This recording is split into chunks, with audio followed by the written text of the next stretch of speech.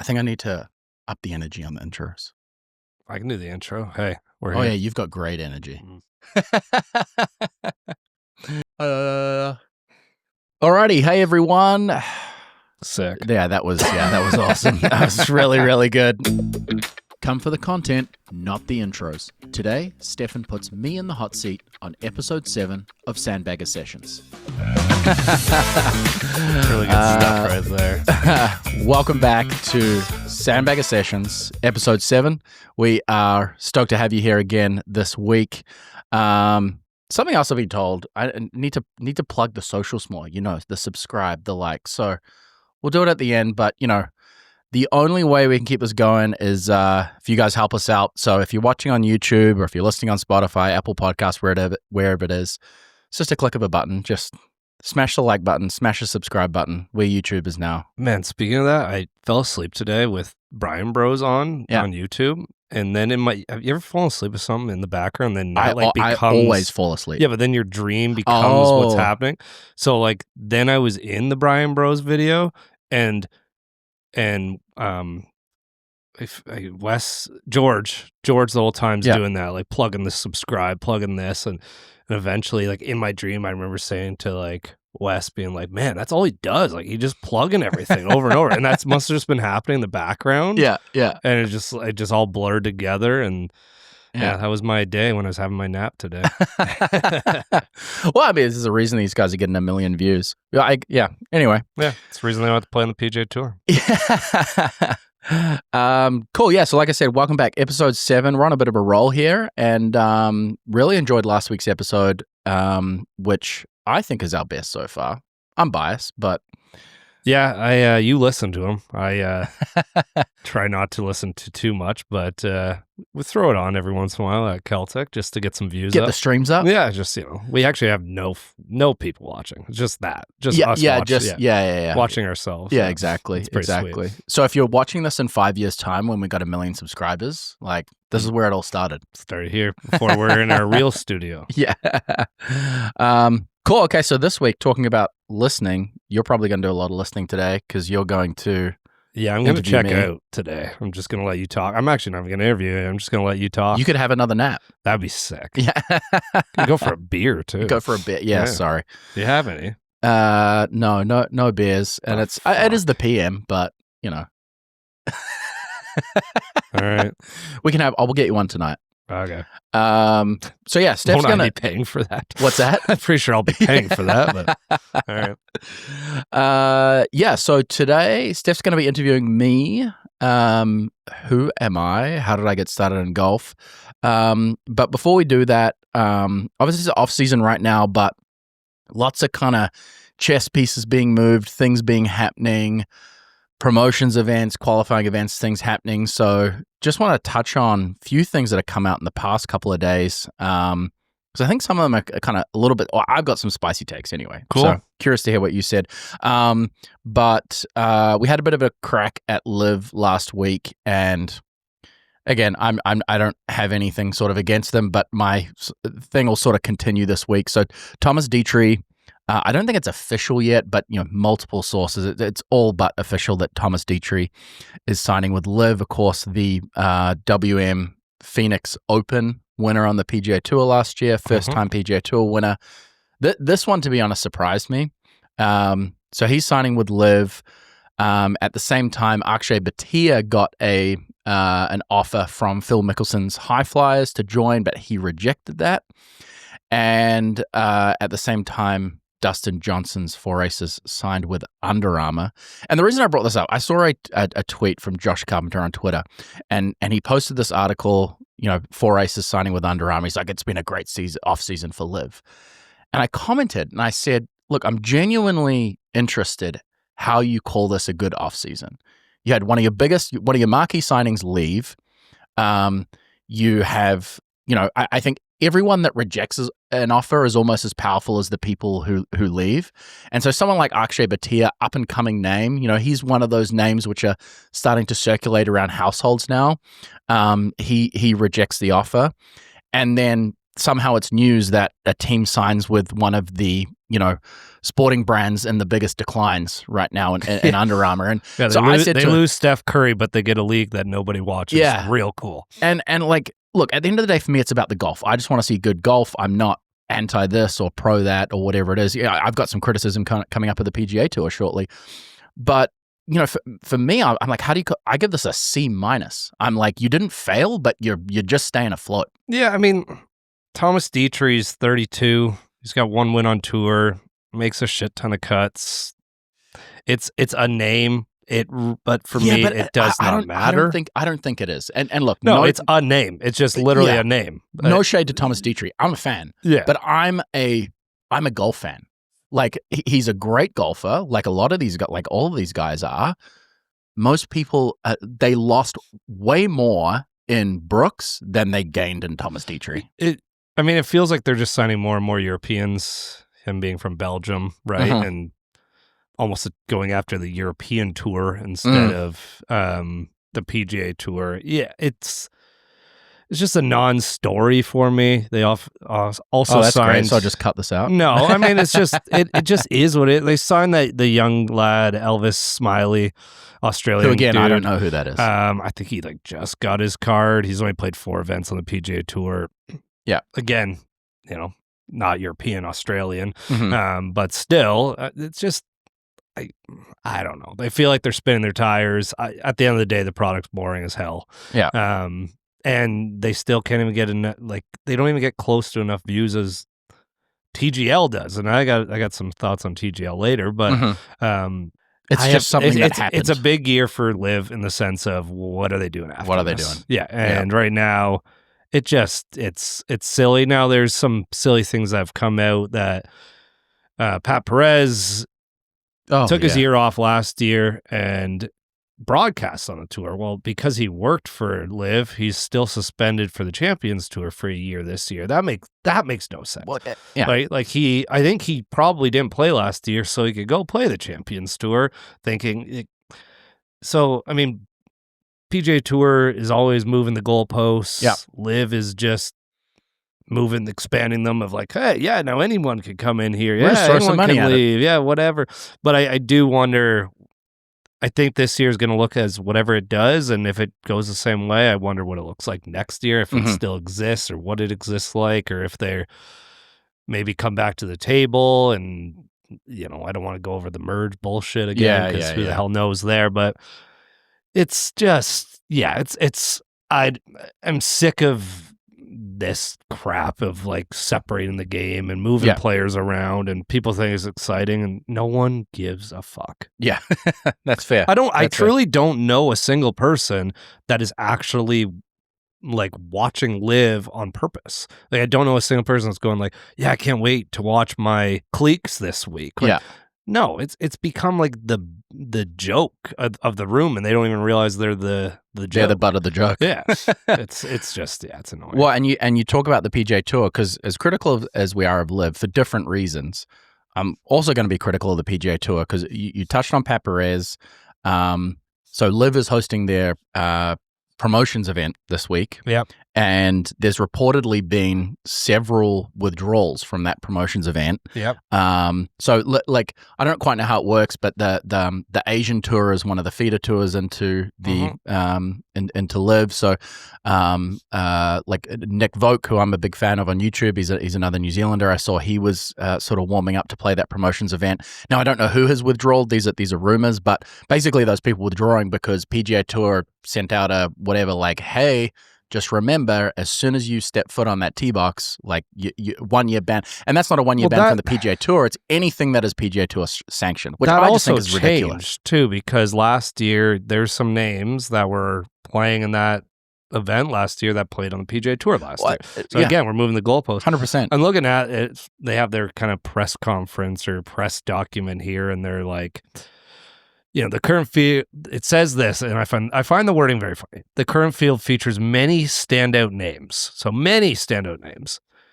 The only name that anyone might recognize is Chris Wood. Do you even know who that is? Played on the Ryder Cup in 2016. He's won 3 times. Okay, yeah, I do remember the name, but I don't. We got the 5 names that they're like, let's get these out. And actually, there's two Chris Woods. They have a Chris Wood and a Christopher Wood, and I don't even know if they're not the same player. Sorry, this is for the promotions event? Yeah, this is like how they're highlighting the promotions and event. Did they highlight Nick Vogt in there?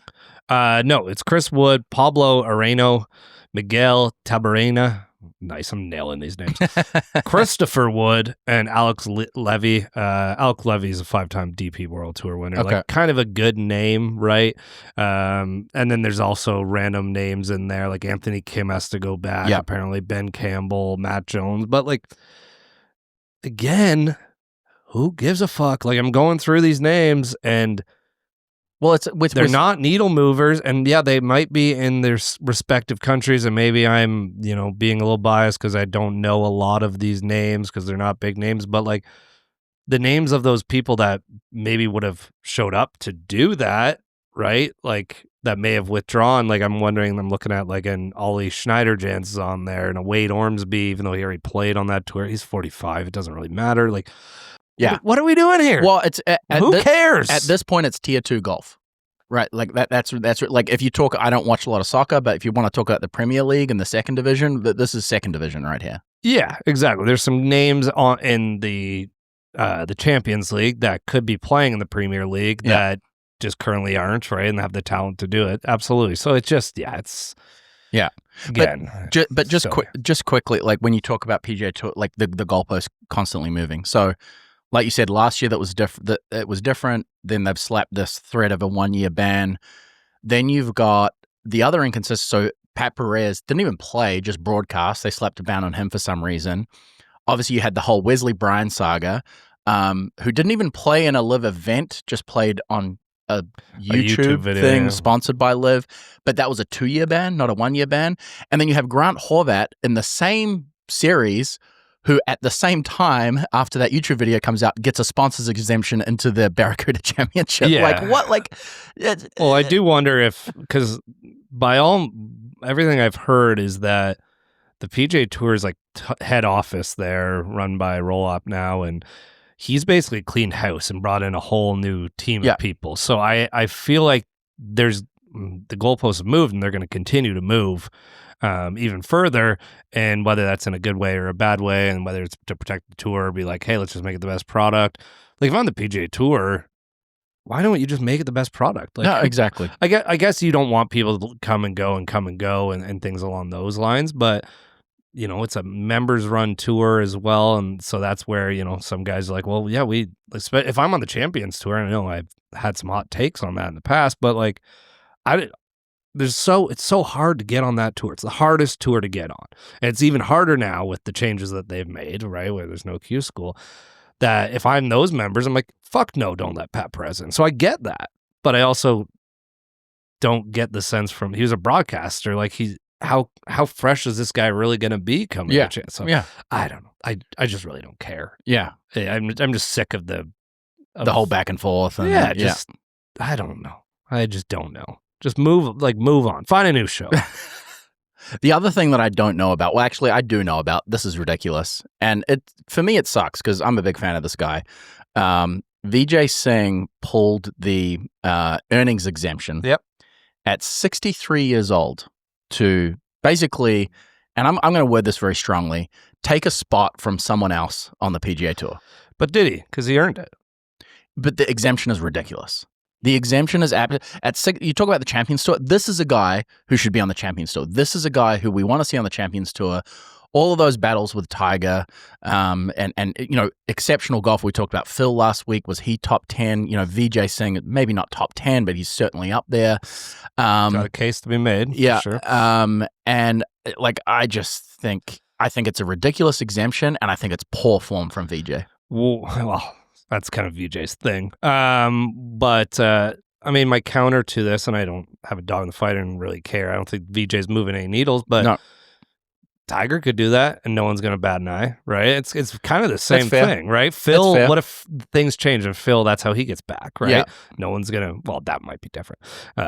Might be busy with some other things going on. That's a very good point. That's a very good point. I think for the average golf fan now that grew up with the Jordan Spieth and Justin Thomases and the Rorys and the Brooks and that kind of 35, the Dustins, right? Yeah. At 35. They don't realize how damn good VJ was. Like Oh, VJ was at one exceptional. point the only thing stopping Tiger for a while. So I don't think it's a bad thing. If you have that rule in place, then keep that rule in place. Maybe it's going to allow them to go, might need to add a age element, but can you do that too, right? Now do we get into some ageism lawsuits? And VJ is not one to hold back on a lawsuit. Yeah. But no, I don't agree. Like, the point that you make about Tiger is a good thing. The thing I would say about Tiger, so first of all, the exemption's ridiculous. The exemption should go away. Like the fact that you've won, 20 wins on the PGA Tour, you get lifetime membership. I'm okay with that. The whole, and if VJ's won 20 times, I'll probably look like an idiot. But I think the difference, if Tiger ever came back, VJ won 34 times. He won so why is he having to pull the money exemption then?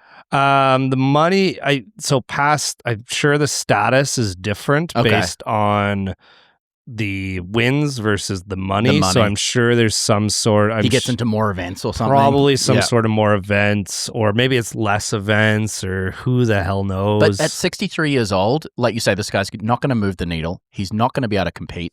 If Tiger did come back, he's going to come back because he believes he can compete. I just think I don't know how to fix it, but the situation's ridiculous. Yeah, I mean, VJ, so the last event he played on the PGA Tour that was not the Masters was the Honda Classic in 2021, and he missed the cut. So it's weird. It's weird. Yeah. I don't hate it. It's silly from a marketing perspective. Would you rather have him or some guy? Because he's probably taking starts off of a guy that just came through the Corn Ferry Tour. However, I guess these are all the questions that you have. Like Scott McLeod will be able to answer all these. He has all these answers, but like where you could go deep into like how does he move into the reshuffle? How does he move into this based on these different things? And I'm sure that information is going to come out. Or he plays 4 events and he missed all the cuts, and then he's like, that was a mistake. Yeah, so it was interesting once it came across our desk here, aka it was in your notes.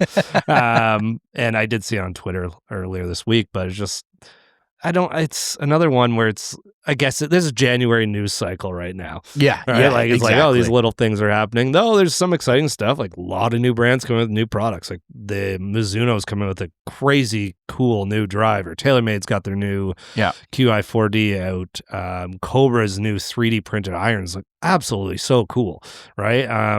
The new wedge is coming from like that's more exciting for me at this point in January. We should do that. We should do some product spotlights, in the next few weeks as these things are coming out. But and that stuff's always exciting, is diving into that. And then you're going to see a lot of new golf balls. I know Titleist came out with the new Left Dash Pro V1X, was able to do some testing on that golf ball. Just if you're a high spin guy, this golf ball is I couldn't get this thing to spin myself. Yeah. But if you're a high spin person, like this golf ball is going to be amazing for you. So like there's so many other things that the drama, and that's the world we live in, that the drama is going to come out as the biggest news story, when instead of, when I was testing the QI4D the other day, I'm like hitting a few off the toe and the spin rate's staying the same. I'm like, what? Like, how are this thing's insane, right? And that excites me more right now versus all the nonsense. And now we are like, PGA Tour starts up this week too. Mm-hmm. So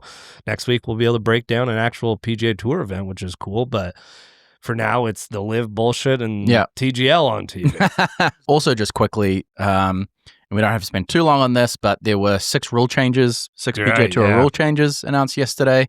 So I basically just put them in here as good and dumb. I think mostly good. Why don't I go through them and you tell me if they're good or dumb? So the first one was, so if a player goes to address their ball, or they go to hit their ball moves, they didn't notice, the player gets a 1-stroke penalty instead, where it used to be a 2-stroke penalty. So that's the first one. Is that good or is that dumb? Oh, okay. Sorry, I misread that. So it's still a penalty. It's just 1 stroke instead of 2. Yes. Oh, okay. I think that's good. Like reducing it from 2 to 1. That's good. I had it under here as dumb because I thought the rule was there's no penalty for unintentionally moving the ball at address. And I was like, that's way too subjective. How are you going to determine if they knew about it or didn't know about it? But if it's reducing it from 2 to 1 strokes, I think that's a good change. It kind of goes against, against the best thing the PGA Tour ever did was close down their hotline, and when people were watching TV and they could call in all these different rule changes, because there's certain things like this. Was that a thing? Oh yeah, like really? The Tiger drop in the Masters, and he's wearing that yellow shirt. I remember.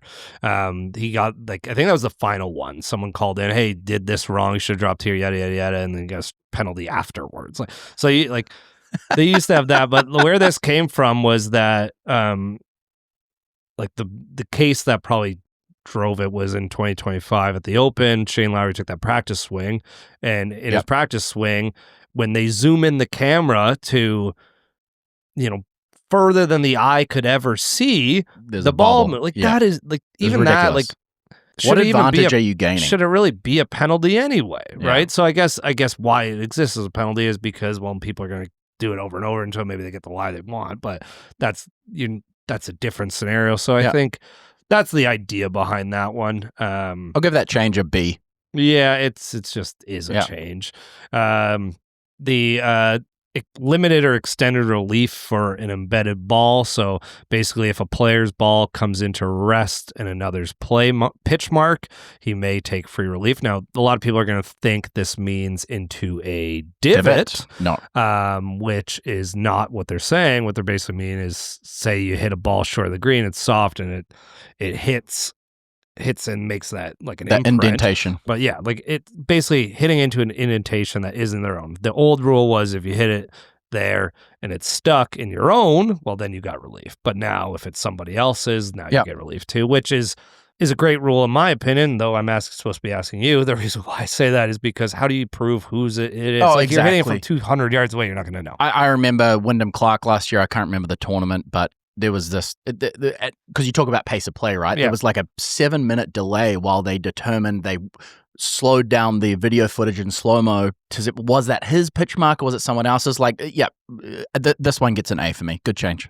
They've changed their internal out of bounds ruling as well. So in the simplest terms, internal out of bounds, and a lot of this comes from golf.com. Really good article, actually. Internal out of bounds will be designated as OB only for shots played from the teeing area. So basically, trying to break this down. If you hit your second shot and it goes internal OB, it doesn't matter. Exactly. Yeah. Exactly. So internal OB is the worst rule in golf, in my opinion, but that's neither here nor there. Yeah, I also agree. This one's going to get an A from me because if there's ever a time that does justify internal OB, it's when, another hole opens up. People purposely go down that way to open it up. On public courses, that can be dangerous. So the intention of internal OB is, hey, we're going to, player or spectator safety, we're going to stop you from spraying it over here. However, if it's your second shot, totally agree with this. This one gets an A from me. Yeah, then there's the other one. Players may be granted extra relief from the apron or fringe if an immovable object, not just sprinkler heads, is in their line of play. I don't really know what else would be out there. Yeah. And then the other one they had was if a club's broken or significantly damaged, they can be replaced with similar club. Don't hate that at all. No, I think this is great. Matt Fitzpatrick last year had a crack in his driver head, and they wouldn't let him replace it. Yeah. And it's like, that was just ridiculous. So that one's going to get a thumbs up from me too. Yeah, and then their other one, which I think is a great one and most tournaments should do as well, is the preferred lies modification. So most tournaments, including the PGA Tour, if you're playing preferred lies, so lift clean in place, you get a club length. Usually you're going to use your driver, which is at maximum length 46 inches. Now they're using their scorecard, which is 11 inches, which is way better because it keeps you within the line. So that way, if you were in the rough, you can't take the driver and you're back out to the fringe or the fairway or whatever it is. Yeah, I saw Michael Kim tweet about this, and he was like, sometimes when you're close to the green, like that one club length can kind of change the angle that you've got to the pin, completely change the shot. So it could be miles different. How much curvature, whether you're playing uphill or downhill or whatever. Got a bunker in the way? Or absolutely. Huge difference. Huge difference. No, this is good. Before we get into the interview, you put down TGL, so let's chat about TGL. Yeah, I think I'm out. You're out? I think I'm just out on TGL. Did you, what? So there was a match the other day. So the match 2 nights ago between Atlanta and the Bay, that was the snooze fest. It's tough because the match, I think 2 or 3 nights previous to that was awesome. Like, it was tight. People were chipping in. People were making putts.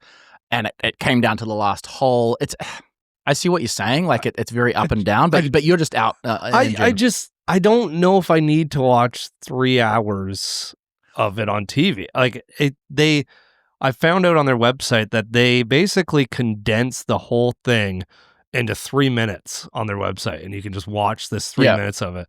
And it's like, well, if I can get everything I need out of that 3 minutes, I'm not going to invest 3 hours. And I think where it comes down to for me, and they're picking the biggest names, but there's better personalities they could put into it. But I just don't, it's just not it for me right now. I get it. It's fun. I think if my son was really like there's like a kids element that can make it real fun. Now I'll give them credit. One thing I do really like that I've only watched a few matches, but the new holes, as gimmicky as they are, let's make them as gimmicky as possible. Who cares, right? Like I don't care about watching them playing on a real golf hole. I get to watch them do that. Yeah. Right? It's literally called a simulator league. Yeah. And it's funny because we run, a league at Celtic Golf Center, and sometimes I try to put on some wacky courses on there, and everyone's like, this is stupid, this is stupid. I was like, well, sometimes it doesn't need to be this perfect golf course. Can't we just have a silly event, right? Like, why does everything have to be perfect? And I get it, you're running a league and yada, yada, yada, but that was the coolest thing when I was watching the highlights, watching those guys try to go under that rock face stinger and stuff.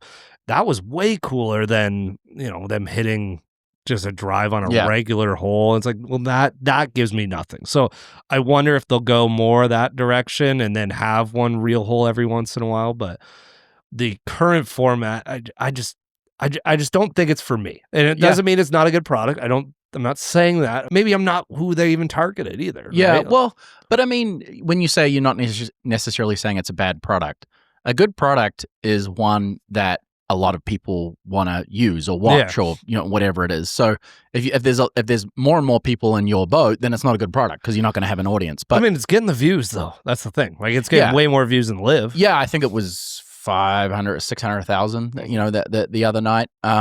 For me, I'm still interested. It's not one of those things like. It's not like Formula One where I'm waking up at 8 a.m. to make sure I see the race. It's like, oh, I'm at home and I got nothing else to do and it's on and I'll crack a beer and watch it. Yeah, like I'll throw it on every once in a while, or if I'm at work and it's on, I'll throw it on.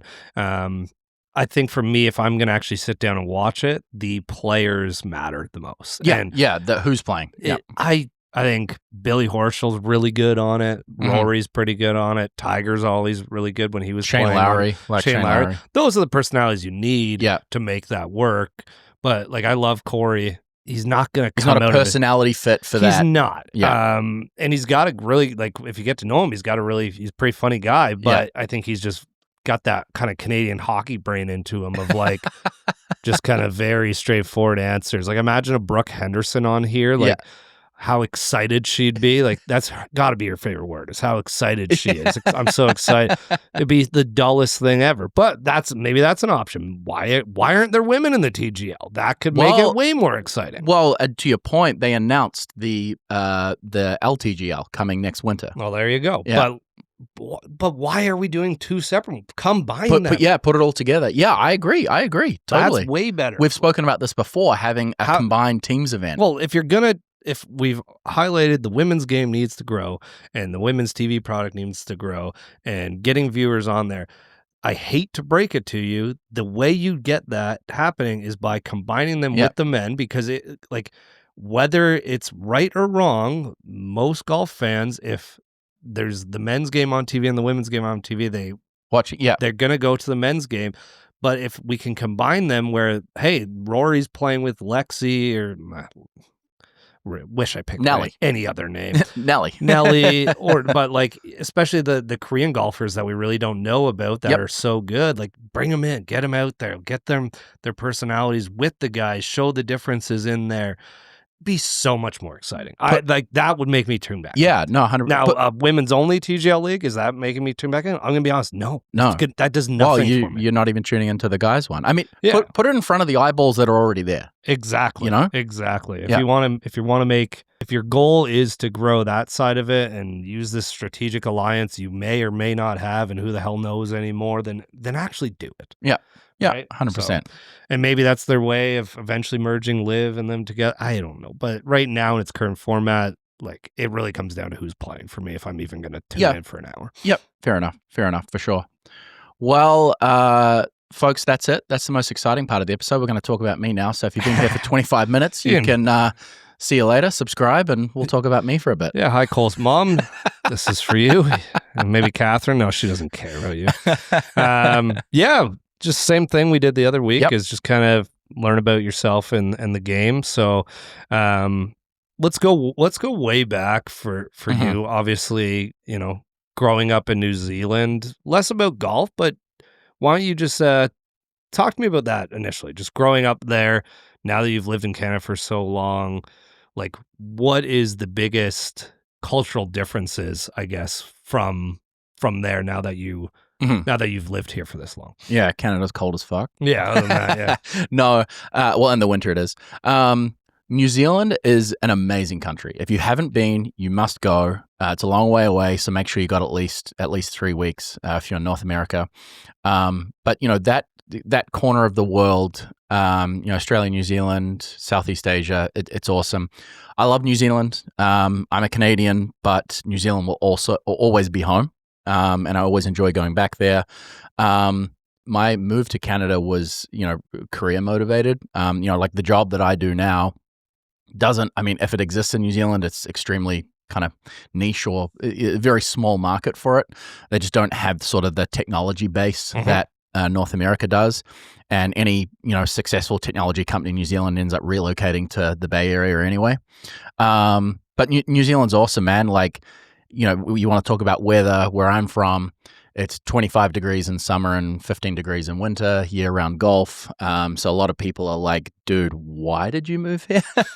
So what is, like, the game of golf there, right? Like, obviously huge in Australia, and a lot of really great courses in there, weather dependent. And, you know, we've talked a lot about Australia and courses and them going there and big tournaments over there. So what's the culture of golf in New Zealand? Yeah, this is a tough one for me to answer because, as we've spoken about, you know, like I played golf in New Zealand, but I didn't really kind of take it up as a sport, you know, until I moved here. So my experience with golf in New Zealand is, you know, really municipal courses, having beers with buddies. Yeah.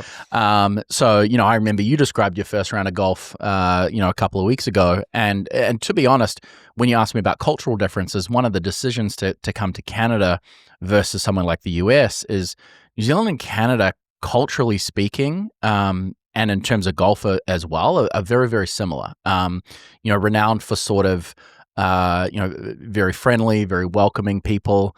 You know, like the analogy that I always make is New Zealand is to Canada what Australia is to the US. The Australians, God bless their soul, they're our you know, our bigger cousins, and we love them. But you know, slightly more arrogance, you know, about them. But New Zealand's a very I say it's a laid-back country. I think Canada's probably more of a laid-back country than New Zealand. But golf, in my experience, has very much been, you know, a lot of what I've experienced here. Again, I might have played 30 rounds of golf before I moved to Canada, so it's tough for me to say. But, you know, there are a lot of people that play golf in New Zealand.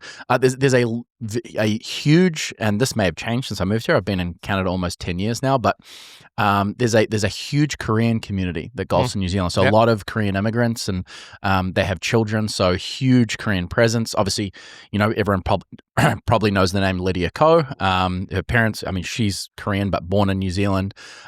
She went to school down the road from me. And, you know, grew up playing a lot of the courses that, you know, municipal courses that we would go to. So huge Korean community, but yeah, I couldn't really identify any major differences. Canada and New Zealand, very, very culturally similar. So what was that first round of golf like? Why, you know, like what made you go, and then tell me about the golf course too. Yeah. So I saw this written down. I'm going to give you a rundown, but I can't guarantee you that it was my first round of golf because I can't remember. I think my first round of golf might have been when I was like 13, you know, 12 or 13 years old. And the reason I went out, and we've touched on this before, My dad was, he had his own business and he was in the corporate world. And I'm not sure if this is still a thing, but, corporate events, you go out and golf and, schmooze up customers, etc. So he was like, oh man, I've really got to get a set of clubs. So he literally went in to whatever golf warehouse, bought a set of clubs. I think I went in with him and he just grabbed me $100 for a second set. It had like 6 clubs in it or something. We went out to Takapuna Golf Course, which is on the north shore of Auckland in New Zealand. And bit of a shame about Takapuna recently, actually. They are, I think there's a threat that the golf course is going to be shut down. They've sort of, there's something to do with, something about the drainage. They haven't invested in the drainage, plus, like a lot of countries, shortage of housing and they want to develop it. But Takapuna is awesome. Like it's right in the heart of North Auckland's sort of split into the North Shore and the city, and there's a harbour bridge in between. So on the North Shore you got Takapuna, and it's $20 for a round of golf. And like when I was I'm looking there, at it now, doing a little course tour. Yeah, and actually, if you're a fan of Taco or Toombs on YouTube, look up Takapuna Golf Course because they played it, and I think they got through 5 holes, and they're like, "Yeah, we're going home," which was really it kind of hurt my soul to see that, because it's a fun little course. It's nothing special. It's a muni. But like I say, in terms of accessibility, I could drive there in 10 minutes. It was $20. You could always get tee times. Yep. I honestly could not tell you a lot of recall a lot from my first round of golf. I remember chunking it a lot because I remember watching Tiger on TV taking these big pelts, taking these big divots. So you thought you had to. I thought I had to. Yeah. And at the point, I was so young and so dumb that I didn't realize, those pelts are actually coming after the ball. Yeah. And I was like, man, how do they get the ball to go so far when they're like hitting the ground? And I mean, we could go play there right now. They got a lot of tee times on Saturday. Yeah. I think we could get there if we leave right now. $45? Well, it's Friday in New Zealand right now, so we wouldn't get there on time. All right, so Sunday. Well, Monday has 111 tee times, and it's $35. Yeah. So I think we can get there in time. 35 New Zealand dollars as well. So that's like It's like $8. Yeah, exactly. So yeah, you obviously moved to Canada. You start playing. Like what got you into? Because if you only played that, it seemed like it was just something you did. Like when you came here, did you even have clubs? I did have clubs. I think I had those. Not those kids clubs, but I had got a set of, I don't know, $500, like one of those includes everything, and I think I probably played before I met you, or before joining our local club here, meeting you, playing with all the guys. I probably played like 3 or 4 rounds with those clubs in 5 years when I moved to Canada. What made you like get a membership all of a sudden? Because like that just seems like a super casual golfer once a year type of thing, and then you go to 5-6 years later playing 100 rounds a year. That's quite a change. Yeah, so I've always been a sports person. So when I moved to Canada, I originally moved just southwest of the GTA to a little they call it the Tri-Cities. I was in a little city called Waterloo, and that's where I was hired to work. Is what you meant to say. Sorry, anyone from Waterloo watching. But I think those people deserve free therapy. If you live in Kitchener, Waterloo, that area at all, you deserve, like, it should be included in your taxes that you get therapy. You get therapy, I absolutely hate Kitchener, Waterloo. It's just it's terrible. But this isn't that episode. Go on. So. How to get that in? I hate that place. So my history, as we've discussed, is in water skiing. So that was my sport. It's a very niche sport, and if you want to make money, don't get into water skiing. But it's a lot of fun. Or golf. Or golf. Yeah. Accepting new lessons today. Yeah. We'll put a booking link. Yeah, put a booking link in there. And yeah, so when I moved to Waterloo and I started water skiing again, they had a lake pretty close, and actually a very famous water ski family, the McClintocks, who I didn't know but I knew of. I had been at competitions with them in the States, around the world when I was younger, and I was like, holy smoke, like this is too good to be true. So I started water skiing again, and I started water skiing heavily, and almost got back to where I was prior to moving to Canada. That was a lot of fun. COVID hit, and then my now wife lives in Kingston, so we sort of had a decision to make. We'd been dating for a while and didn't really want to be driving 3.5 hours to see each other anymore. So I decided to move to Kingston, and unfortunately, there's no. There is, but I think it was a combination of water skiing not being accessible here, and I think I just had some fatigue. Well, in the conditions, like going out on Lake Ontario, you gotta find the perfect day around here. It's a very windy climate. And like when I'm talking about the type of water skiing that we do, we're on very small lakes or man-made lakes with no wind and courses set that like it's one boat at a time. Like I'm not going. If I go out on Lake Ontario, it's it would be like Tiger Woods going to Topgolf. Like I'm just not doing that. So, but it was a bit of fatigue. I just want to pause for a second as he just compared himself to the Tiger Woods of water skiing. I'm definitely not the Tiger Woods. Casual. Actually, best finish all time of 11th in the world, though. That's I will pretty say damn that, good. At 2011 in Dubna, Russia. Oh. That was fun. Bit of fatigue after doing it for all those years. But I moved here. Yeah, it moved here and was looking for something else. And I in the small amount that I had played golf, I always enjoyed it. And I was like, okay, I'm gonna do this. Joined the club here locally, met all of you guys, and as I say, the rest is history. Just caught that bug, and have never looked back since. Yeah, when we first played, I think you were a 12 handicap, and everyone said, don't play him for money. He's the best 12 handicap you'll play with. And then within like a couple years of that, you got like, it was a very drastic change from like I would say the drop from like a 12 to a 5 was like within a year and a half. And now you're hovering around like what, a 2 somewhere in there, right? 2.5. Yeah, exactly. Scratched a 2 somewhere in there. Was there a time when you realized like, hey, I'm no longer a hack. I'm not scared anymore. I'm not scared. Well, yeah, I think like one of my strengths in water skiing was always your calmness. Yes, absolutely. Did you ever huck a water ski? Several times. Okay, all right. Yeah, never broke one, but I lots of stories with me and my dad getting into not actual fisticuffs when I was a kid, but there was one specific incident I remember. I was so angry, and because I would get very heated, and kind of threw my ski in the back of the boat, and we weren't a rich family, so just to have a boat was and he came back and he pointed at me, and I can't remember what he said, but I was standing on the back of the boat, and he basically just like went up the front, hammered down, so I flew off the back and made me swim in. Trying to kill you. Yeah. Cool. A lot of my strengths was sort of understanding why things happen. Like when a coach told me to do something, I wasn't just like, okay, I'll try and do that. It was like, okay, like why what is that going to change? What is that? And then from there, I could kind of generate a feeling. And I think that was what was the moment for me. I can't point at a specific moment, but I think my improvement was like my first ever golf lesson that I had was with you last year.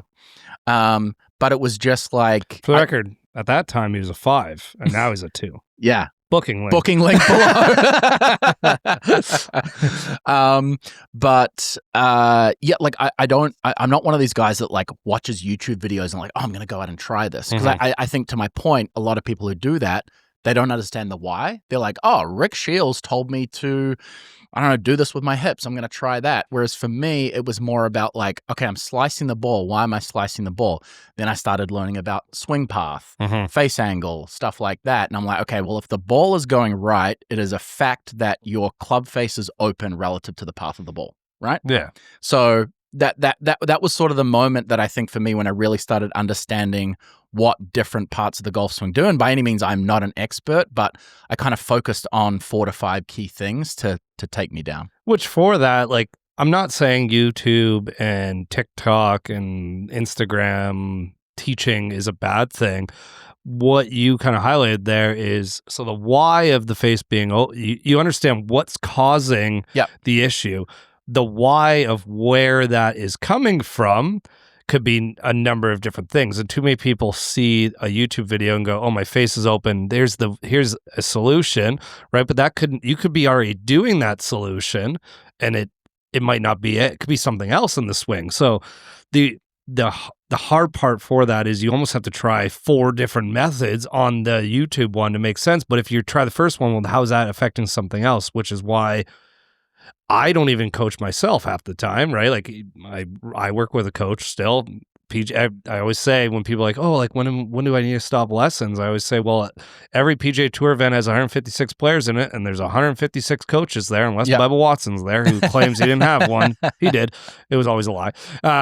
But yeah, it's not a bad thing, but understanding, you're not going to understand the why of where that open face, for example, is happening. It could be the thing they're suggesting, but it could be 10 other things. Yeah. So you obviously figured that out, but like, was there that clicking point where you're like, okay, I'm starting to get it? I think I have those moments every year. Yeah, that's a good thing. Yeah, we learn right now. I'm in the moment where I'm like, I've lost everything. I lost it. Yeah. Well, I mean, Brooks Koepka's, I remember on Full Swing, he says, golf is the craziest sport because when you have it, you feel like you're never going to lose it, and when you lose it, you feel like you're never going to get it back. Oh, that's the perfect thought, and I'm playing later today, and I'm sure I'll find it again. Yeah, exactly. You just don't know what's going to happen. No, but some other club will leave. Yeah. So no, I don't think. Again, I've been very happy with sort of my trajectory and my improvement, and every year it's sort of, there's something else which clicks. There's something else which gets permanently burned into the back of my brain, because my thing with sport, and particularly golf, is, you have hundreds, thousands of micro movements happening on every single golf swing, and they all need to line up perfectly. And if you're thinking about 20 things, like it's just not going to work, right? But what I do hope with my training, again, whether it's golf, water skiing, whatever sport it is, one of my strengths has been, okay, I'm going to work on that one thing until hopefully that becomes automatic, and it doesn't need to be a thought anymore. And so something that's clicked for me over the past 12 months, and again, I'm not saying I've conquered that part of golf, but when I got to the point where I'm like, oh, I understand how to hit a draw and how to hit a fade, I understand how to shape the ball a bit now, I would always make way too big of an adjustment. And so a draw would go into a hook, and a fade would go into a slice really quick. And that still happens, but the thing that's clicked for me is that these things are very, very small adjustments. Oh, we're talking, if we showed you difference of a proper draw and a overdraw to a hook, we're talking like 2 to 3 degrees. A few degrees. Right? Yeah. That if we slow down the face, to the untrained eye wouldn't even notice the difference. Yeah, exactly. So that's that's why golf sucks. Yeah. It's also why we love it. Yeah. Actually, sorry, I will point to one thing, and it's going back to what we said. It was understanding not how to do it, but understanding like, oh, okay, if I do slice it, that's, it's a combination of normally path and face angle. Obviously, if you're hitting it off the heel, that too. And I think for the longest time, I battled with how to do that, but that actually started to get me the feeling of swinging from the inside with the driver. And I mean, you remember me, a couple of years ago, I was doing completely the wrong thing where I was like on the take back, taking the club way back inside, because I was like, I got to swing into out, and I'm doing this funky, and then I'm coming back in over the top. And now we're doing the opposite. We're exaggerating his time, and now we're going too outside, and that's what we're trying to work on, find that happy medium there. Yeah. But I remember, like I say, when I played back in New Zealand, I was like, oh, the ball's going to the left. Oh, the ball's going to the right. Like, why the hell is it doing that? And the clicking point for me was then understanding, okay, that's why it's happening. I don't necessarily know how to fix it, but absolutely. Yeah.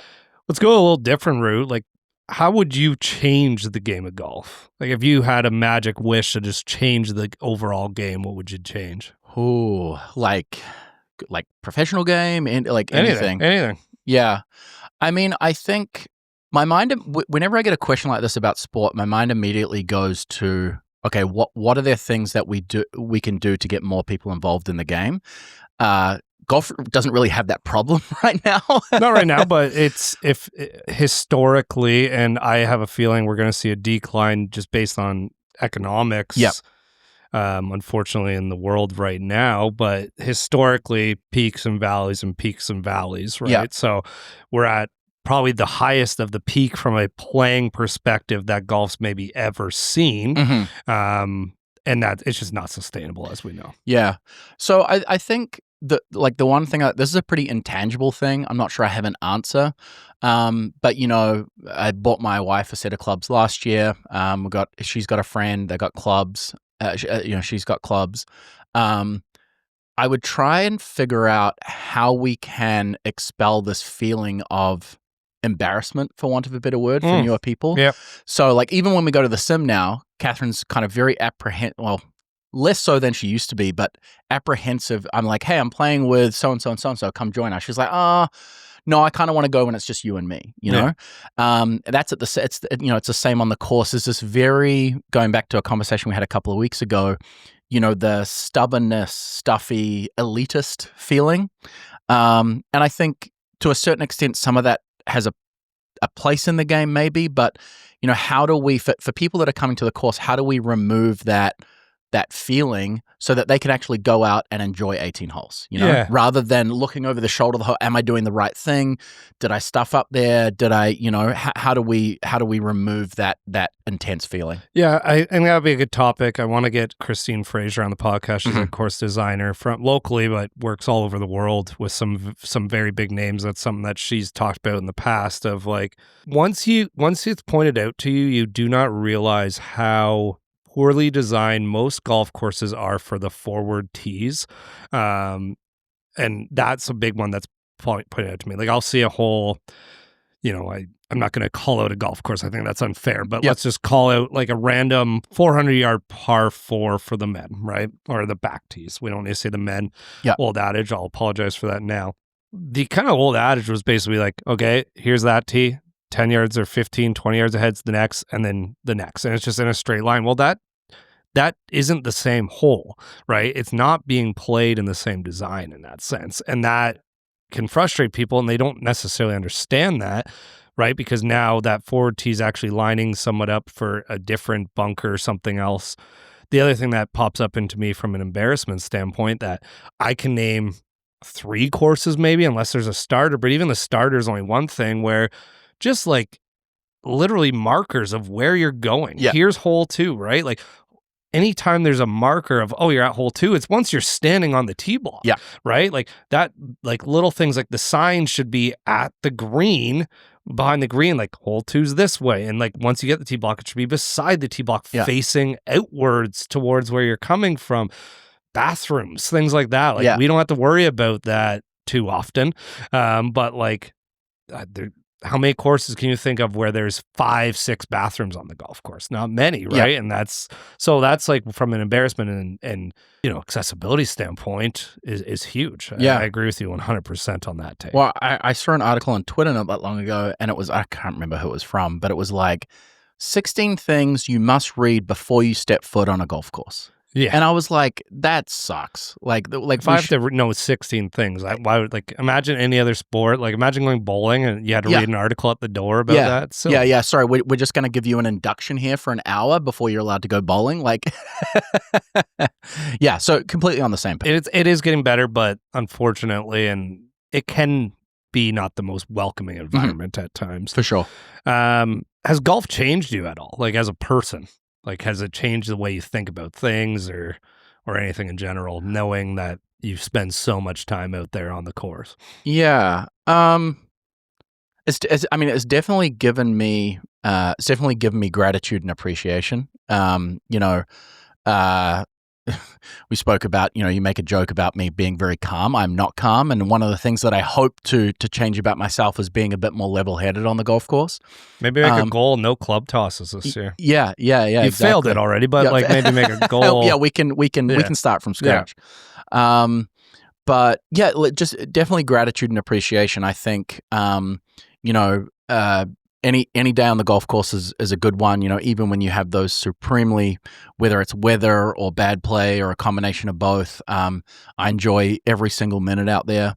And just, I think there's been a lot of things that have happened in my life that have made me realize this, but golf has been one of those big things where I just come home and I'm like, man, I'm really lucky. I'm lucky to be able to, a few hours out in the sunshine with my buddies, playing a sport, competing, it's a luxury that not a lot of people have. And so it's made me very grateful. Yeah, one thing I think you do better than probably anybody I know now that I think about it, is like you will play with anybody and you can. And I think those are two different things. Right. Yeah. Right. Saying I'll play with anybody. I will play with anybody. The person I am each day will dictate if I can, which what I mean by that is, do I have the mental bandwidth Sure. to play with X, Y, and Z, right? Yeah. And maybe it's something I need to work on. Maybe it's just who I am. I don't know. But whether that you just love the game more, that you're just like, I'll go play with the worst person in the world because I want to go play golf. I like, that's something I always commend you for, is that you're like, oh, this guy's playing. Yeah, he annoys me, but I'll play with that guy. Yeah. Right. Yeah, I'm not sure. I definitely don't think I can say I love the game more than you or any of the guys that we play with. I think I've always had a very addictive personality, and like, let's just say it, like, I'm addicted to golf, and to me, like, going out there, and look, sometimes I've regretted those rounds because I'm like, man, yeah, maybe I was better off staying inside today. Yeah.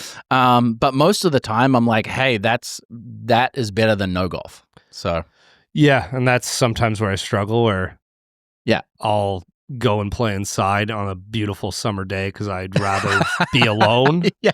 Versus you're like, no, I'll go play. And it's just, I always think it's impressive. I commend people that can do that. You can talk to the wall if you needed to, right? Like, you can talk to anybody, which makes it, I find with myself, if I'm in those situations, like, I find I have to walk. And what why is just that it gives me, I can walk in different directions. Yeah. So that was my weird way of giving you a compliment. Oh, thanks, man. Looking back at like the last 5 years in your game and it really improving, like what are you most proud of in your game? Or like, was there a round? Was there a tournament? Was there a mindset? Mm-hmm. So like, overall, I'm proud of my improvement. As you say, I think when I joined our local club here for the first time and basically just went by myself and ended up meeting you guys and playing with you guys, I think I was a 15 handicap at that time. And so just that steady I think every year, this year might be a tough one, but every single year since that joining, I've lowered my handicap. And I think that's, I'm really proud of that. Something that I'm most proud of is also something that I'm not proud of, and I'll give you context why. The first club championship that we played in together. I played really well that Yeah, you played awesome. What did you shoot, by the way? I think nope. Yeah, no, we're not going there. I think the first day, and look, I shot one over on the first day, and look, for context, it's an executive course, and we're playing from short years, so it's not difficult by any means, but I think that was my career best round at the time. I got into the final group on the second day and ended up going into a playoff. And so I was really proud of that because I was like, I'm going to be transparent. You had fucking no business. I had no business being there. I actually look back on that now. I'll actually go further. None of the three players had any business being there at that point. At that point, there was some really good players that just played. And again, that was who played best those 2 days or 3 days. And I love all three of you. But based on the talent level at the course at that time. Oh, well, the two best players at the time, I think, shot. Cam Lyon had a horrible first round. I think he might have broken a club on that first round. Should have won for that. Shot a 7 or 8 over. Wilson Dornekamp is I mean, he's obviously grown up a lot over the past few years, 14 or 15 now, and just an absolute flusher. So no, you're 100% right. 1 over might have got me into the second or third last group on the day, but to get into a playoff. So then I found myself there I was like, oh, like, what the hell do I do? And that's one of the moments that I'm also not most proud of. I had a 2-putt from 15 feet to win, and I tried to make the birdie. I just needed 2 putts. Mm-hmm. I put it 6 feet past the hole and 3-putted and then lost the playoff. It's a learning part of learning, though, is like getting into that experience. Not a lot of people don't even have that chance to make that learning from it. That next time you'll remember. And I think if I had been in the game for longer, like, I'm trying to think of a water skiing equivalent to that. I can't quite think of one, but that would have been really, really embarrassing. Yeah. And it's only really embarrassing now looking back on it with how much I know about golf. But at the time, everyone was like, "Dude, what are you doing?" You know, and I was like, "I don't know." Like, wanted a fist pump. Well, yeah, I wanted to make the best, but you know, you put me, and so that's you know, we've spoken about goals. One of my goals is to win our local club championships, and I think some of those learnings hopefully will help me. But I've also got to lower my expectations. Last one before we get to kind of your couple different, you know, the ones that we went through for myself. But what's your favorite memory on the course? Oh, that's a tough one. I mean, this maybe ties into something we're going to talk about at the end, but you know, playing La Hench last year with you guys.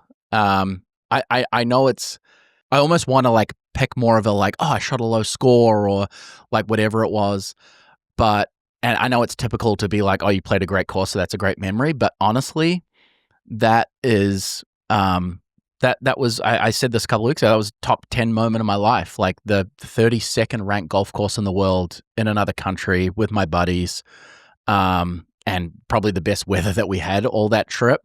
It's one of those things where you look back on now, and I'm like, I wish I lapped that up like more than I did. It's going to be something I try and do when we go to Scotland this year. It's if I can give anyone advice when they're playing, when they go on to these bucket list golf trips or any sort of golf trip where it's not your usual and maybe you're spending more money than you should, is to slow it down as much as you can. Yeah. And the easiest way to do that is put your phone away. Like, turn your phone off, put it in the pocket, and do not even look at it. Don't touch it. Yeah. Like, I'm bad at taking pictures when I'm on these trips because that's what I'm trying to do is just away. And I'd rather just be in that moment, and then hopefully maybe someone else took pictures. If not, cool, right? Yeah. Because maybe the memories change and we've built them up further than they are, but who cares? They're your memories, right?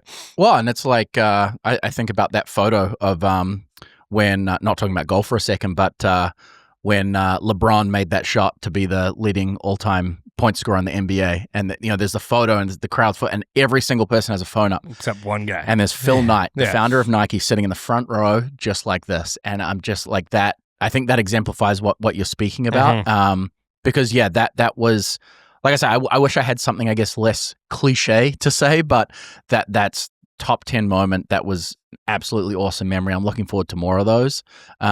That and making an eagle on you at St. Catharines last year as well. I've only ever had 3 eagles, and that one was from like 40 feet. That was cool. Fun. Thanks. I'm glad I'm in both of your memories. Yeah. It's funny when you said that. We were talking about the phone stuff. I think that's what I would change about the game. I think phones should be banned on all golf courses. Well, it's like when you watch the Masters, I love that, right? Yeah. Like when you just see the crowd is just, it's awesome. Like, those are rules where I can get behind, where it's like, you know, when you go to a show, like a certain show, like, hey, you can't have your phone out, those different things. Like, these things have taken control. Now we're getting a deeper conversation, taking so much control that maybe that's a new golf goal for myself this year. Unfortunately, having 2 kids makes it difficult, but maybe just turning it on where only if my wife calls me, then I grab my phone. We need pages again. Yeah, that would be sick. Pagers are sick. Yeah. Pagers are officially sick. Stefan, come home now. The pager died. Well, we talked about La Hench. Why don't you go over your top 10 courses you've played? Doesn't necessarily need to be the best golf courses, but just, you know, if you're looking at I could play this tomorrow, you know, every day of my life, what's 10 to 1? Yeah. So these courses are a combination of fun memories, fun courses that I would want to play again, courses that I want revenge on too.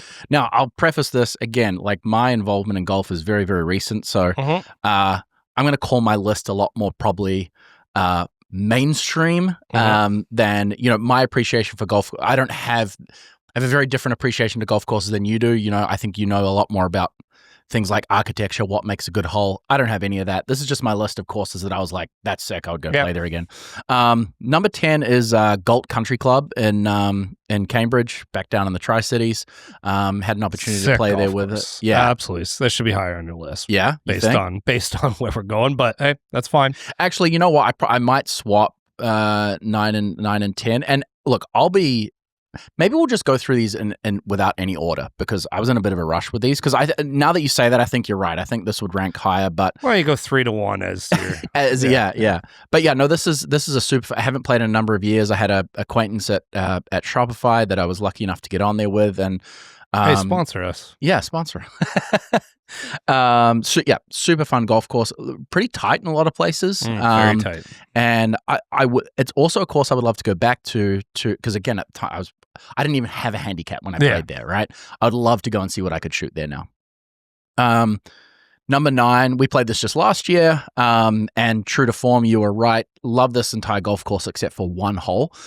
Is St. Catharines down in Niagara. I think it's the 16th par 5 is sort of a little strange, but again, terrible. It's absolutely horrific golf hole. I think to your point, like what else do you do with that piece of land? You know, who knows? But again, for the golf course, but also for the memories, a great time. You know, we took a couple of days off work, went down there with a couple of buddies, and really, really good time. And it's like if someone's like, "Hey, come play St. Catharines this weekend," I'm going. Yeah, I think St. Catharines. What makes that the golf course is good, in great condition. There's a bunch of kind of just straightforward golf holes. Yeah. I wouldn't say the layout is anything special. I think what makes that golf course is they have a really, really good membership and a very, very welcoming membership. Yep. I played a lot of private courses that you don't feel that way when you get there. And every time I've been there, like from the pro down to the staff, they're very, very welcoming at that golf course. Yeah. Yeah, 100%. Number 8 is Timber Ridge, pretty close here to us, just outside of Belleville, in Ontario. Timber Ridge can frustrate me sometimes, but I always have fun when I go out there. It's a fun course. It's a fun course. It's gotten very expensive for what it is, unfortunately, but they're obviously getting a ton of people out there. Actually, no membership at Timber Ridge, public only. So if you're in the area and you haven't played it, like get out there and play it. Also very welcoming. Nolan out there is awesome. He doesn't even know. I'm not sure if he knows my name, but every time he sees me, he sort of recognizes my face. Hey man, how's it going? Extremely friendly. Just a fun layout. And of course, again, if you're like, hey, I'm not playing golf this week and want to come out to Timber Ridge, I'm like, hell yeah. And I don't know what it is about the soil or something out there, but you can go out there, like, let's say we're in March and it snowed last week and then the snow's melting, you go out there next week. There's no mud. I don't know what it is. So yeah, it's a fun course. I think it's up in the top 5 last year of most rounds played in Ontario. Yeah, really? Belleville's just taken off. Taken off, yeah. Number 7, this is one also that I played when I did not have a handicap. Played horrifically. I think I might have shot over 100. I think I stopped keeping score. Very, very tough course. Some dinky holes, but for the view, or the views, Furry Creek in British Columbia. This is actually where they filmed the Happy Gilmore Bob Barker fight scene. Okay. In the first Happy Gilmore movie. If you get a chance to play, like you have to go. Definitely some dinky holes. Like it's a golf course which is kind of cut into a mountain, and so like some of the elevation changes are like you're like, oh Jesus, but for what it is, the condition is exceptional. Very, very good condition. The views, you're right on. I'm not sure what lake it is, but you're right on a lake. You got the mountains. Yeah, this is another one. I'm looking at photos. It's super pretty. And anytime I see a golf course that has a wooden sign on each hole with with an ad of a local like hardware store, like I'm all in. On This was also because of the memory. This was another golf/surfing trip that I did with my buddy Alex. We went up to BC and then across to the island to Tofino. And so as much as it was for the golf course, it was the memory of being there. And I guess the fact that a movie was filmed there is pretty cool too. Pretty cool. Another one out in BC was Morgan Creek.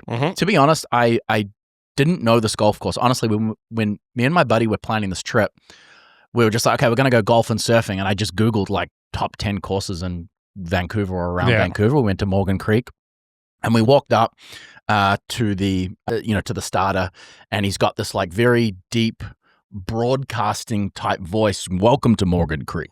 And exceptional condition. That's like really cool. Tight. Tight. Again, would love to play this. Would love to get some revenge. I think I shot probably a 94. And for the memories, but the I'm one of the people where you're like, give me layout or condition. I'm going for condition. Like I love a flat tee box. I love greens that run pure. I just love that. And so this is one of those courses. Just spilled coffee all over my white sweater. I'm pretty pissed right now. You Shout tell out me about Tim's. number 5. I'm taking off my sweater. Yeah. Number 5, also in Belleville, is Trillium Wood. Now, people who are local to the area might raise some eyebrows at this because literally within a stone's throw, you've got Black Bear Ridge around the corner.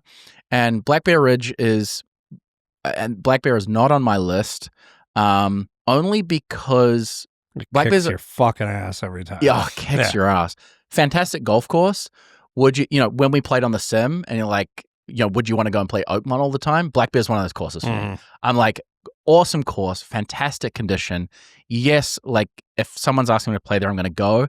Would I want to go there every weekend and play? No. On the flip side of that, if you tell me Trillium Wood, I'm like, hell yeah, I'm there. I think the layout of Trillium, the condition-wise is not quite as good, but I think the layout of Trillium and value for money is actually much better. Fair enough. Yeah.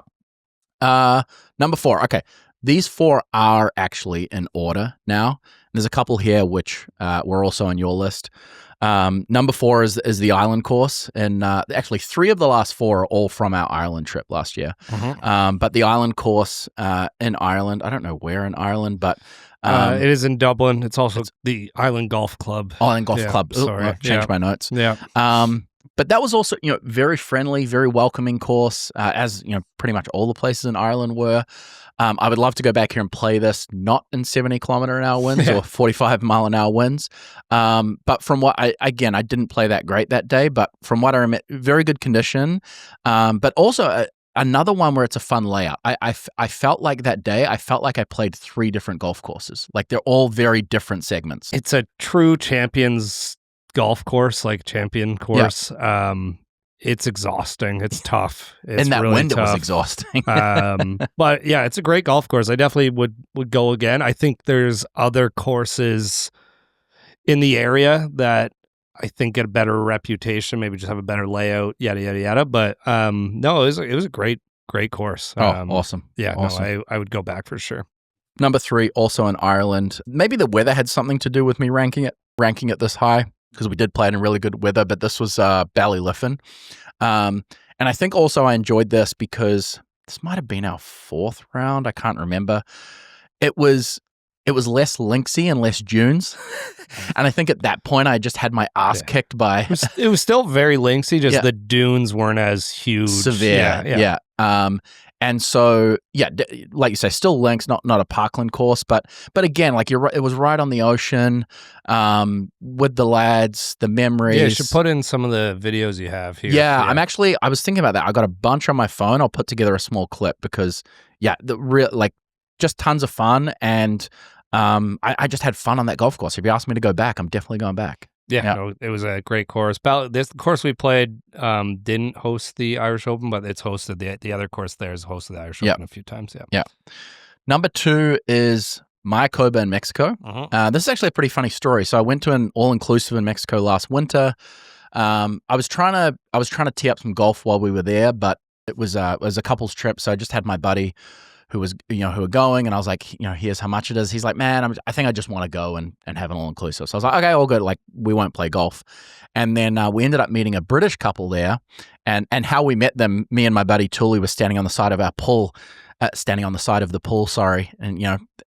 margaritas deep, kind of talking about the golf swing. And this guy Josh saw us from the side of the pool, and he was like, hey, you guys play golf? So we got to know them over a couple of days, and we went to dinner with them, and Josh said to me, he's like, dude, I'm playing Mayakoba tomorrow. Do you want to come? And I was like, I did not bring anything. But my wife was like, dude, you should go. And I was like, okay, sick. How much is it? I think it was $280 US. So I was like, okay, $280 US plus, like, let's do it. So we booked it in. I ended up spending $900 US on that round of golf because I was like, okay, all I need to buy is I had a decent pair of shorts. I had a hat. I was like, I won't worry about golf shoes. And I'll just buy a polo. So it was $280 for the round, $80 for club hire. of course, you get the ball markers and the all that stuff. And I was like, okay, I need to buy a polo. The cheapest polo they had was $180. The cheapest glove they had was like 50 US. A sleeve of Pro V1s, 50 US. And then we went out to the range, and I was playing in my non-golf shoes, and I was like, okay, I've just dropped $600 US, and I can't hit a ball because I'm slipping out of my shoes. So I was like, fuck. I'm kind of past the point of no return at this point. So I went back into the shop, bought a pair of shoes. Cheapest pair that they had was like an FJ Premiers. They were 200 or 250 US. But had a blast. Like, if you're not aware of, they've had PGA Tour events there. They've had Live Golf events there. The 10th hole is, I think it's the 10th par 4. It's got the huge, it's not even a bunker, it's a cave. Yeah. And yeah, just another, for the memory, championship golf course, excellent condition. Anytime I get to play, a chance to play golf overseas for me is a memory. So that one was sick. And number one, I assume we know the answer. Yeah, number one, again, we've spoken about this, Lahinch is, it was sort of an out-of-body experience being there, if I'm being honest, and I'm sure I'll have that again this year in Scotland. So my goal this year is to really try be in the moment a little more.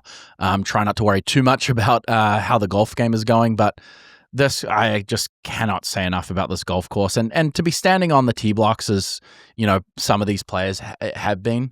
And I played reasonably well that day too, which is a good memory. But this is number one. I think there's a big gap between number one and the rest of them, to be honest. Yeah, I mean, it's a great list. There's one that is missing here that I'm completely shocked, and maybe it was an oversight. But the fact you don't have Karn on this list is insane to me. That is definitely an oversight. Okay. That's definitely an oversight. I was in a bit of a rush, so yeah, that's fair. But you also put it on there as well, so I didn't, kind of like Scotty Scheffler last week. I didn't want it to all be about the.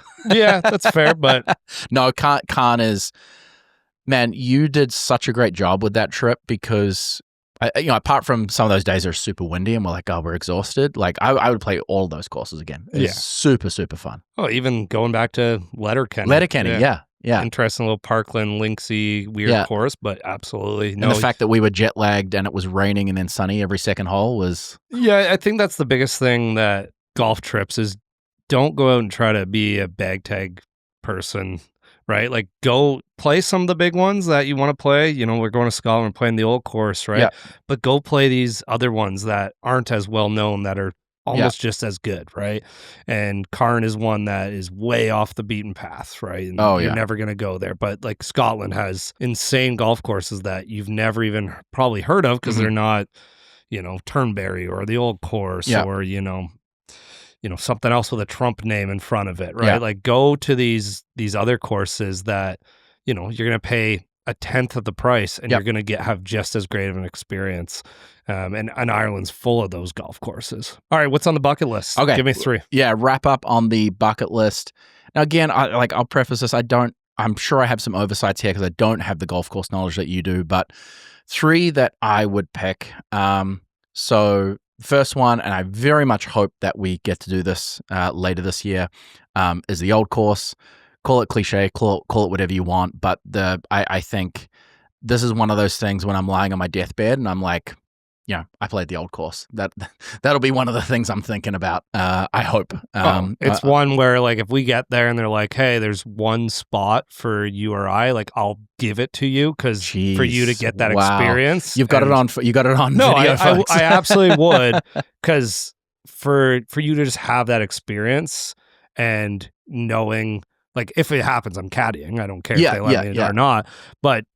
It will be a complete, I won't know what the fuck I'm doing out there, but it'll be something that everyone should get to experience at least once. I do think it's a course that you want to play like 5 times because each time you play it, it's going to be completely different. So hopefully that we don't have this dilemma, red pill, blue pill situation there. Ask if they let us play alt shot. That's not a bad idea.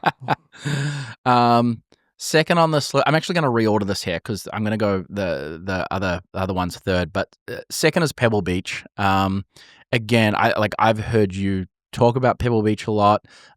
Honestly, if you asked me for a bucket list and you gave me an hour to do a bit more research, these are the ones at the top of my head because you obviously have Cypress Point, you have Spyglass, you have lots of those around that area. But Pebble Beach again, I think just for the history, what it's hosted, who's won there, the golf course itself, the area that it's in, like Carmel on the California coastline there, just unbelievable.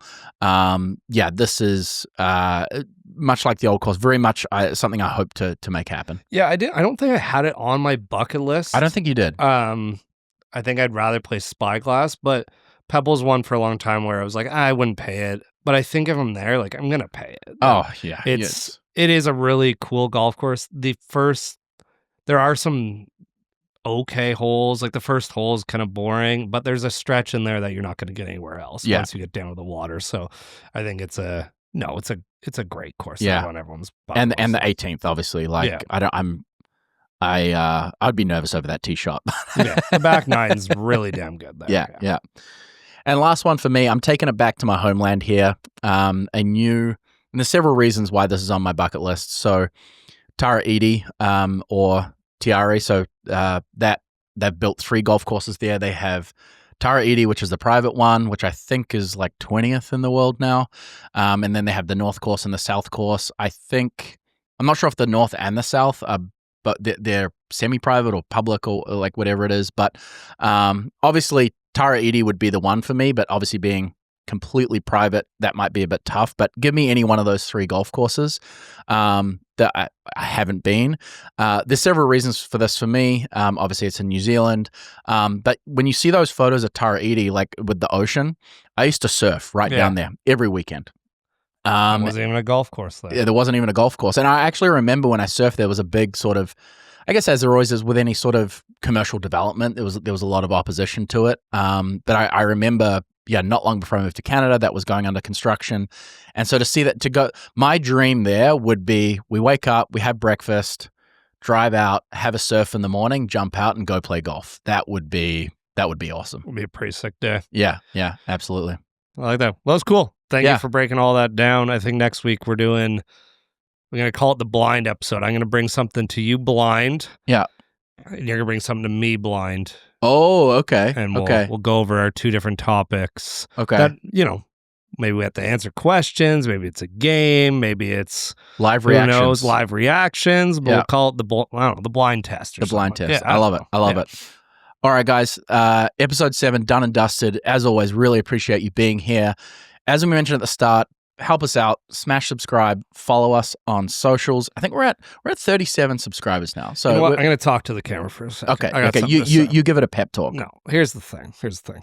I don't care if you watch. I don't care if you listen. I don't care if you mute the stories. But as a friend, the easiest thing you can do to support your friends in any business that they're doing is just follow them, subscribe. Yeah. It's not a big deal. Mute it after that. I don't care if you watch one fucking thing. I don't care if you mute me on my personal and on this one, but it's no effort to just click follow to a friend. Yeah. And I don't know why. I try to do it with all my friends' business. A lot of you are muted. I hate to break it to you. I've muted a lot of my friends on social media, even their personal accounts, because I don't care. Like, I like your kids. I don't need to see them every day. You like them more than I do, right? I like this podcast more than you do. But if you can it takes no effort to push a button. Yeah. And I don't know why people don't just support their friends in whatever endeavor. Your friend's starting a craft owl making fucking sewing company, right? And you're like, that is the dumbest shit ever. Fucking follow them. It doesn't take anything to push that goddamn button. I have an old boss that fired me from a company that runs some stitching company. I follow her. I've muted it. I don't care. I don't care if she becomes a millionaire from it, but like, it's a little light. Like, who cares, right? Like, it's little things like that matter. So just do it. Don't be an asshole. Subscribe. And now that Stefan's spoken to his 3 friends, the rest of you subscribe to us as well. Yeah, that's for my wife. One of them's here. Yeah. Yeah, my wife didn't follow. It doesn't take much. Just do it. Just do it. I get it. I'm not good to look at, but you mute. Just mute the thing. I don't care. And then next week, we'll actually be asking people to watch. Yeah. And then watch every episode. And so for all of you who are watching and are subscribed, thank you. If you're not subscribed, Stefan's pep talk. Give us a like. Give us a follow. I'm pissed. And we will see you next week for the blind episode. Looking forward to it. And should we go bird? What's that bird box where they blind. Oh, put the blindfold. on. I got a great idea for a YouTube thumbnail now that you've said that. Okay, Yeah. there we go. All right, cool. Thanks, everyone. See you next week for Cheers. episode 8. Cheers. Bye.